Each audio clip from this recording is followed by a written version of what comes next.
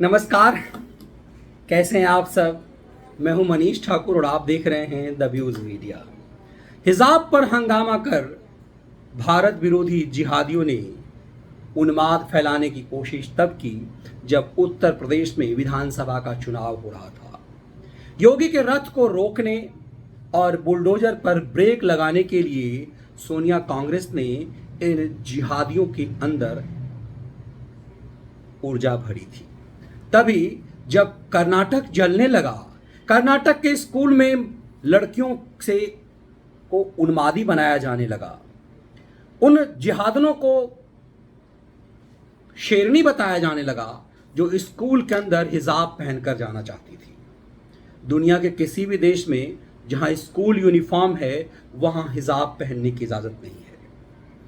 इस मामले को उन्माद में तब लाया गया जब उत्तर प्रदेश के पश्चिमी हिस्से में चुनाव होने थे। क्योंकि वो हिस्सा ज़्यादा उन्मादी है, उस हिस्से में आम तौर पे मुस्लिम वोट निर्णायक होते हैं, इसीलिए जानबूझ करके उसी समय में कर्नाटक में हिजाब का मुद्दा उछाला गया। फिर धीरे धीरे जब चुनाव पूरब की तरफ बढ़ने लगा उत्तर प्रदेश का, यह मामला शांत हो गया। लेकिन इस मामले को हाईकोर्ट तक ले जाया गया और कर्नाटक हाईकोर्ट ने एक फैसला दिया कि हिजाब इस्लाम का हिस्सा नहीं है और भारतीय संविधान के अनुच्छेद 25 के तहत किसी को भी पहनावे में इस ढंग की आज़ादी स्कूल या किसी शैक्षणिक संस्थान में नहीं मिल सकती। प्रियंका वाड्रा ने कहा था कि हम बिकनी पहने या हिजाब ये हम तय करेंगे।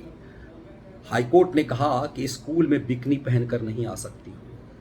अब इस मामले को सुप्रीम कोर्ट में जब ये मामला आया तो वही लोग जो इस मामले में हिजाब की मांग कर रहे थे, जो हाई कोर्ट के याचिका के खिलाफ सुप्रीम कोर्ट आ गए थे, उन्होंने इसे टालने का खेल करना शुरू कर दिया। लंबे समय तक ऑलरेडी ये टला हुआ था और जब सोमवार को ये मामला आया तो याचिकाकर्ताओं ने कहा कि इसे 4 हफ्ते के लिए बढ़ा दीजिए मिलॉर्ड। ये वही टैक्टिस है जिस तरह से राम मंदिर की सुनवाई को टाला गया। ये वही टैक्टिस था जिस तरह से प्रधानमंत्री नरेंद्र मोदी के खिलाफ गुजरात के मामले को टालने का खेल किया जा रहा था, जिस मामले में निचली अदालत से लेकर हाईकोर्ट ने प्रधानमंत्री मोदी के लिए और समेत गुजरात के नेताओं के लिए कहा कि इनकी दंगा में इनका कोई हाथ नहीं था। जानबूझकर ये लटकाया इसलिए जा रहा था ताकि बार बार ये कहा जा सके कि मामला प्रिजुडिस है, ये मामला कोर्ट में चल रहा है। हिजाब के मामले में भी क्योंकि हाईकोर्ट ने हिजाब को गैर कानूनी बता दिया है स्कूलों में, इसलिए सुप्रीम कोर्ट में चैलेंज करके ये लटकाने का एक डिले टैक्टिस ये थी कि सुप्रीम कोर्ट में फैसला नहीं आया है। क्योंकि सुप्रीम कोर्ट ने हिजाब के मामले में कर्नाटक हाईकोर्ट के फैसले पर रोक लगाने से मना कर दिया था, तब भी इस मामले को डिले टैक्टिस टालने की टैक्टिस सिर्फ इसलिए थी ताकि ये टलता रहे और हिजाब पर हंगामा किया जा सके। जब कोई मामला सुप्रीम कोर्ट में साफ हो जाए उसके बाद उसका पॉलिटिकल उस पर लाभ नहीं लिया जा सकता। ये जिहादी समझ रहे थे, ये सोनिया कांग्रेस भी समझ रही थी, इसीलिए इस मामले को डिलेइंग टैक्टिस थी। इस मामले में सोनिया कांग्रेस इसलिए कह रहा हूं कि जब उत्तर प्रदेश में चुनाव था, प्रियंका वाड्रा उत्तर प्रदेश की कांग्रेस की प्रभारी थी, उस समय उन्होंने वो बीच में बिला वजह कूदी जब ये मामला स्कूल में यूनिफॉर्म का था, किसी इस्लामिक महिला के कपड़ा पहनावे का नहीं था। उन्होंने बीच में कूदा और कहा कि हम हिजाब पहने या बिकनी, ये हमारा, हम महिलाओं का विशेषाधिकार है। तब कर्नाटक हाईकोर्ट ने कहा कि हिजाब और बिकनी कोई कहीं भी पहने, लेकिन स्कूल में जो स्कूल का रूल है, जो स्कूल का यूनिफॉर्म है, उसे फॉलो करना ही पड़ेगा।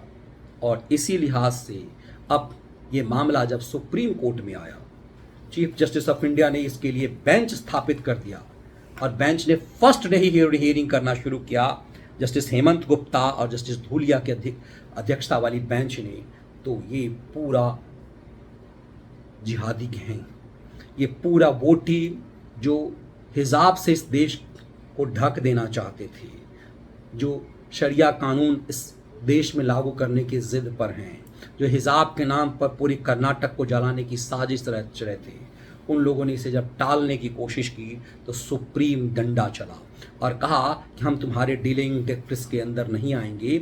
और कर्नाटक से, बेंगलुरु से दिल्ली का सफ़र 2.5 घंटे का होता है और इसीलिए ये तर्क की वकील नहीं है यहाँ, इस तर्क पर इसे महीनों नहीं टाला जा सकता।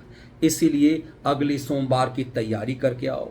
5 सितंबर को इस मामले की सुनवाई होगी और कर्नाटक हाईकोर्ट के फैसले पर चूंकि सुप्रीम कोर्ट ने रोक नहीं लगाया है, इसलिए सुप्रीम कोर्ट का मूड समझा जा सकता है।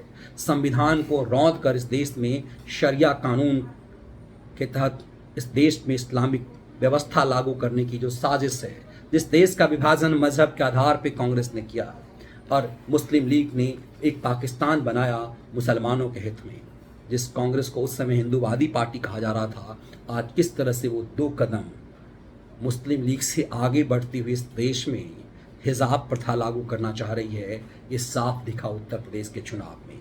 असर ये हुआ कि उस कांग्रेस को, उस प्रियंका वाड्रा की अध्यक्षता वाली पार्टी को, जो कि प्रियंका वाड्रा उत्तर प्रदेश में कांग्रेस की प्रभारी थी, इसलिए रिस्पॉन्सिबिलिटी उनकी भी बनती है। बंद मुट्ठी थी तो खाक की थी, कुल गई।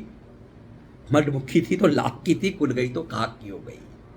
उस प्रियंका वाड्रा ने पूरे प्रदेश में कांग्रेस का खाता खुलवाते ही उसकी सांसें फूलने लगी। एक विधायक मिला भी तो अपने बल पर 400 से ज्यादा विधानसभा की बड़ी टीम में कांग्रेस की एक विधायक है जो हिजाब पर खेल रहे थे।